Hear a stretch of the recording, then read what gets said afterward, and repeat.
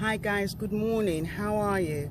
Now the lighting seems to be bad here. I don't know why. I need to change my direction. Let's see. If I turn around, is that better? Oh no, that's even worse. Oh, I don't know why. The sun, the lighting. Anyway, hopefully you can see me. I'll bend it forward a bit. Maybe that will help. Oh wow. Good morning, good morning, good morning, good morning. It's later than normal, I know. Just trying to adjust my camera a little bit. Yeah, don't worry, I'm not vain. Let me change that position, maybe that will help. Hi guys, good morning. This is Zena Arings. I just put my leg over. Good morning, that was a bit unladylike. And I'm Zena Arinzi, and many of you know me already, but if you don't, you're just getting to know me. I'm Zena Arinzi. I'm known as the reinvention strategist, reinvention queen. I help people that are stuck move from we to me after a life transition. Typically divorce, because that's what I do, but I also help people that are stuck if they're midlifers, maybe redundancy, retirement, the death of a loved one. And my private jet has just decided to go past right now. So I'll just wait for that to go past. Well, you know, I help people to reinvent themselves after a traumatic experience, whatever that might be. You know, you could be a male or female, but I typically work with women, professional women, or women in leadership, women in church, women that typically have to wear a mask and are not allowed to show their vulnerability, because that's, you know, that's basically what it is. Women like you and women like me. Women like your aunties, your mums, your nieces, your sisters, women that you know in church, women that lead you at work, women that are stuck and want to move forward and want to up-level their lives. But enough about that. Let me talk about day 5. Today is day 5. Woohoo! Day 5 of the hashtag Fit, Walk to Fit. I'm still trying to remember what I called it. Walk to Fit 2019. Today is day 5, and let me start with a story, because hi Kanim, good morning. Let me start with a story, because I like to encourage people, I like to inspire people, but more importantly, I like to be authentic and talk about my own struggles as well, because that way you know that you can see someone just like you who may be in the public eye, but does have a few things that are not quite right, but she's working towards it, or he's working towards it. I'm really into high performance. I'm a high performance person in the way I think, in the way that I do things, but sometimes it doesn't always work, and I like to share that journey with you so that I can be as authentic as possible, and you can seek strength and power and inspiration and motivation from that as well. Hi Daphne, how are you? Are you back from Italy? I hope you are. Oh, thank you, Canon. So let's start. Hi Lynette. Now let's start with the story. Now this morning I woke up early as usual, and like yesterday, full of energy, all week full of energy, especially yesterday, really buzzing. I've got this, but it was only day 4. Today is day 5. And what I discovered, which I want to share with you guys right now, that it's not in the doing, and I've already put that in the description, so I always think about what I'm going to share. It's not in the doing. It's not in the doing. This is honeymoon period. So maybe you're with me and you've started your fitness regime, or you've up leveled it, or you've got another goal that you've set for yourself that you want to do and achieve before the end of 2018, so that you're preparing for a better new year, because you can't start preparing in December or in January. The work starts now. I mean, for someone like me, I have goals. You know, I have a 20-year plan, 10-year plan, 5-year plan, and everything I do right now, everything you see that I do right now is within my 5-year plan. But not everyone is like that, and some people might be thinking, okay, I better start in January for 2019. No, that will be too late. Start now. Start now. Whatever habit you want to change. Now that's just me going on a tangent. I mean, my private jet's going by again. But as I was saying, let me tell you the story of today. I woke up early, as I normally do, rearing to go, looked for some socks to wear, because I was wearing my trainers without socks, and I realized that my feet were getting blisters. So I looked for some socks, got my socks on, put on my trainers, and said okay, and then woke up my daughters to pray. They didn't wake up. I was half asleep. Eventually they woke up and we prayed. Now the thing I should be doing is I should be leaving immediately. Did I leave immediately? No, I didn't. What did I do? I decided to go on my computer. I thought I needed to finish a blog. I needed to put a dot on one of the programs I'm developing, a coaching program for a group coaching session that started on the 6th of August with some clients of mine. And I need to do this and I need to do that. And then I thought, oh God, there are dishes in the sink. Let's wash the dishes because I don't want to shout at my daughters. So I proceeded to wash the dishes. Then I got halfway and I thought, no, I can't be washing dishes now. I need to be outside. So I was doing all the things that are important, but they were not the most important thing. What was really fun is that a very good friend of mine in Birmingham, I was watching her doing her fitness regime on Facebook while I was washing dishes in the kitchen, and she started because of me. And hi, never give up, Brown. I'm giving you a shout out. Hope you hear this. And she said to me on her Facebook Live, "Hi Zena, have you done your exercise? Have you done your?" And I'm like, "I'm about to leave. I'm about to leave. I was washing dishes." What is that about? Okay, so you're washing dishes. I stopped halfway. I thought, no, I shouldn't be doing this. I need to be outside. And this is where procrastination comes in. And the reason why I like to share these kind of things is you need to know that this can happen to you, but don't feel bad, don't give up, just keep going. So I had two choices: either to sit down at home and lament and go back to bed and go under the duvet, but it's too hot to be under the duvet, and say, well, I failed, and then that would have been the end of this journey. Or I could still leave. What did I do? I decided to make a drink. So still didn't leave. I said to myself, yesterday I didn't have any water with me, and I was tempted to go home to go and get, you know, a bottle of water and then come back out. So I need to make sure that that doesn't happen to me. So I better make a drink, which is what I did. So I proceeded to put lots of ice. As you can see, cucumber, I don't know if you can see it, cucumber, mint, I always have mint, cucumber, mint and lime, and lots of ice. Well, the ice has melted, but the drink's still very cold. And that's what I was doing. Then my daughter, my older daughter that's doing internship in central London, she's going to be in final year in 2019, she's doing a year internship. She said, "Mum, you haven't left, you're still here." I'm like, I know. She left and I was still at home. It was now 8 o'clock. And I'm thinking, okay, maybe I shouldn't do this. I can start again tomorrow. That is a lie from the pit of hell. That one thing that you've decided to do, keep at it. So the reason why I'm sharing this morning is for you to know that people are laughing at me. Hi Siobhan, how are you? Love you to bits, darling. And it's a lie from the pit of hell. Whatever that one thing you've decided to do today, don't let distractions come in the way. Don't let procrastination come in the way. And even if it does, and I'm trying to read because I can't see, plan to win. Yes, Lynette, plan to win. I love that. It's not just about planning to win. That's fantastic, but actually implement the plan. So I'm a planner, I'm a project manager, as most of you know, apart from all the coaching stuff that I do, and I do things step by step.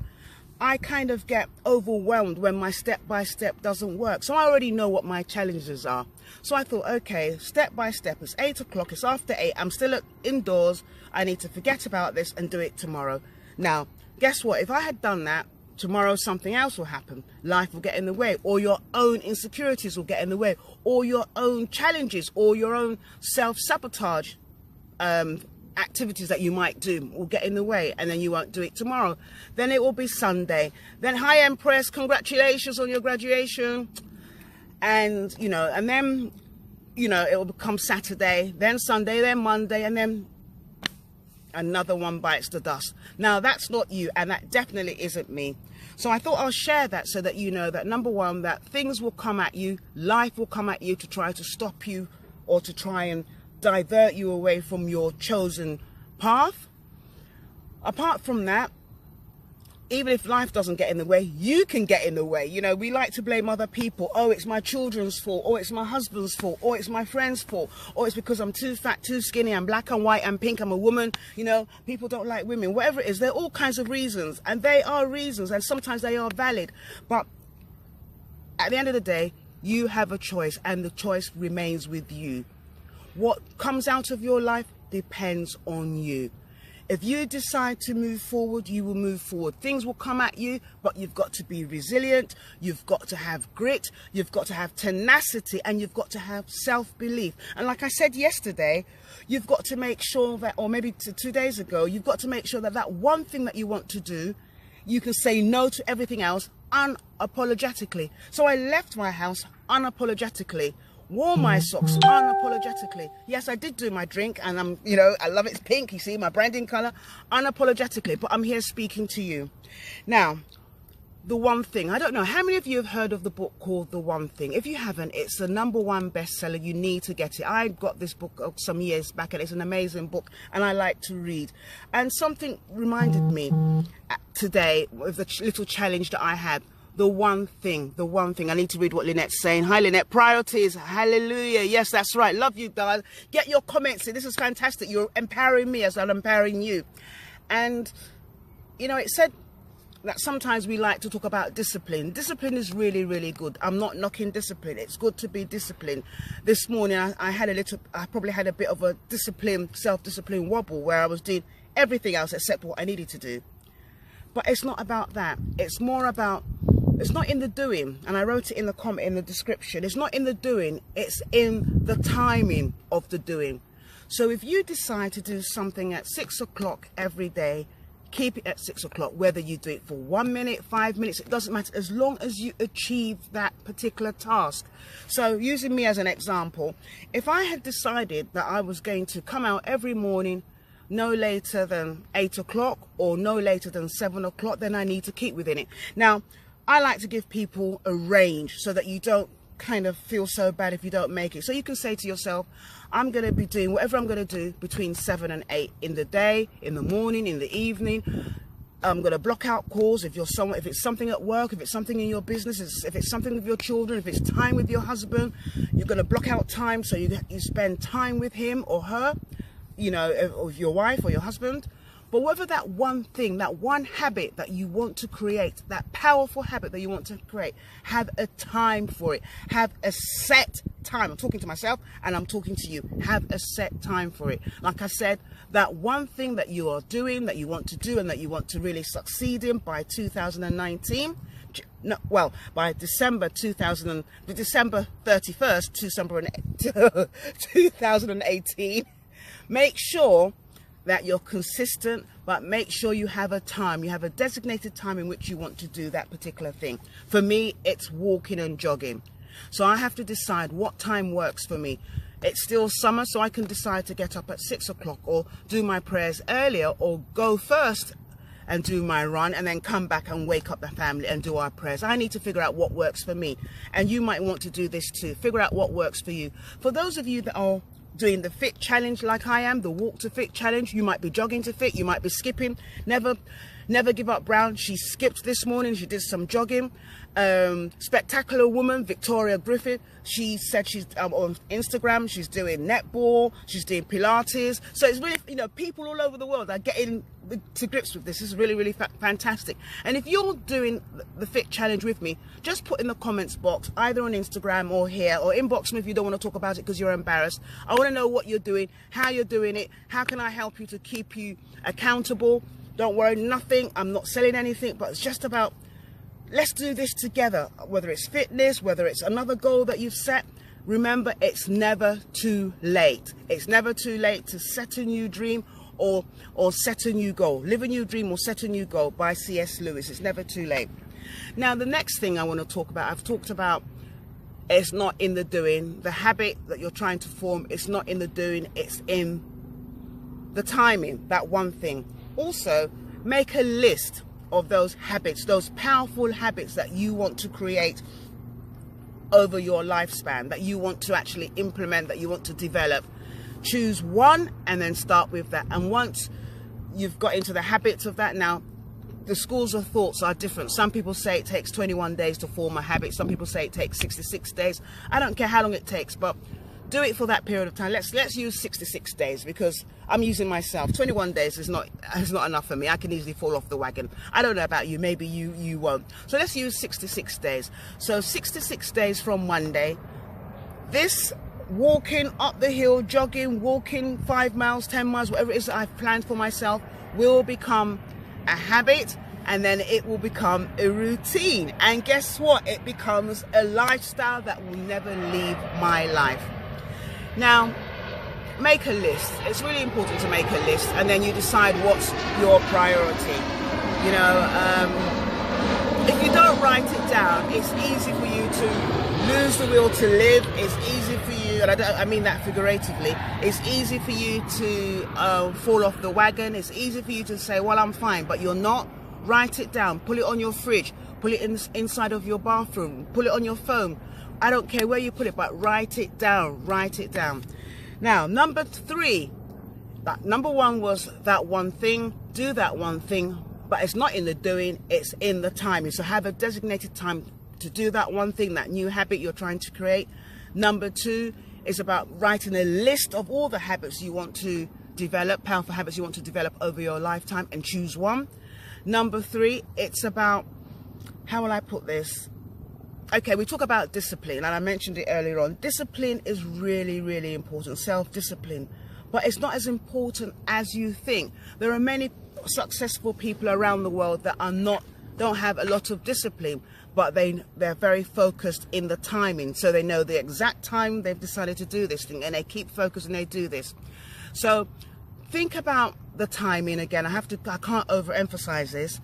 And then kind of practice that one thing, and practice the timing in which you want to do it, in which you want to achieve that thing. Number 4, I know we talk about multitasking, and I'm a woman, you know, I multitask, hence I multitasked this morning and didn't really get very far. And that's a very good example that we like to say that multitasking is good. And we as women, we do lots of things. We feed the kids, we feed the husband, we feed the dog, we take the children to school, we run a business, we go to work, we go for parents' evening, we go to ballet, we go for swimming lessons, we go for our own self-care. We do all sorts of things. If you're in church, you work in church as well. You do all sorts of things, and that's fantastic. And you try to balance. Now, the one thing talks about counterbalance, and I really recommend that if you haven't got the book, go and get the book and read it. It's a fantastic resource. It helps me in my life. The one thing is fantastic. Another person you might want to listen to is Brendan Bouchard. He is amazing. I've been following him for years, and that has helped me. And there's so many other people, but I won't, this is not about talking about, it's just about resources that I use that I think you'll find useful. And obviously, if you're a Christian, you can't forget to read your Bible. The Word, the Holy Spirit is the most phenomenal coach, mentor that you can ever use, is as long as you listen and you're not disobedient. I just thought I'd put that in there because I don't always listen. I have to share that. Now, I was talking about multitasking. Multitasking, we try to do loads of things at once, and sometimes we do loads of things. And what normally happens is that you can't really focus on 2 things. You can do 2 things at once. Like for instance, I'm talking to you, and I can talk, and I can jog, I can walk. But if something like driving, for instance, you can't drive and be on your phone, and that's why it's against the law to be on your phone, whether you're texting, answering a call, because you can't focus on 2 things. You can do 2 things, but one thing will have your attention more than the other. As it's the same thing with the goals that you're setting for yourself, or the activities that you've promised that you're going to do. Focus on one thing. You can do 2 things, 3 things, you can multitask, but your attention will be taken away by one thing. Remember that. So think about, what do you want to give your most attention to between now and the end of the year? What habit have you decided to do? What attention are you going to give to it? What timing where are you going to put it in your time? How are you going to plan it across your lifestyle? How are you going to balance it or counterbalance it? And I think that's, something I wanted to talk about yesterday, which I didn't talk about yesterday, is we all have challenges. So if you have a challenge, what I'd want you to do is write down your challenges, inbox me what your challenges are, and how you hope to, your plans on how you hope to, dissolve those challenges or work over those challenges. Write some strategies that you want to implement that will help you through your challenges. Or if you don't have a challenge and you're a coach or a mentor, you can also share challenges that maybe your mentees or your coaching clients have, and some of the ways that you have shared with them that they can help to get through those challenges. All I'm trying to do really is to get people to write their challenges down, because you never know, your challenge could be my challenge. Your challenge could be someone's challenge in Australia, or someone's challenge in Papua New Guinea, or in Ghana, or in America, and they'll see your challenge and they'll say, oh, I'm not alone, and they will be inspired, encouraged, and motivated to action, and someone else can put a solution which they haven't actually thought about. So it's about sharing the love, sharing how we can implement and be better people, better versions of ourselves. It's about sharing empowerment. It's about making sure that you're working at your optimum level. It's about being a high performer in anything you do, whether you're a wife, a mom, a sister, you know, a daughter, you know, a husband, whoever you are. It's about making sure that you're working at your most optimum level. So like I said yesterday, when it's time for you to go home, you're going home empty. You're not dying before your time. You're making sure that you're impacting people in your sphere of influence. That could just be on your street. That could be in your local community. That could be in your church, in your mosque. I don't care. But it's about making sure that you understand that your life is not your own. You're born to make a difference. You're born to impact someone else. You're born to create a legacy so that after you've gone, people can talk about you, but not just about talking about you, but they can do things in their lives based on what you have done or you have taught. Now, enough from me. I'll talk to you tomorrow, this time at an earlier time. I've learnt my lesson to do things at a specific time so that life doesn't get in the way or other activities don't try to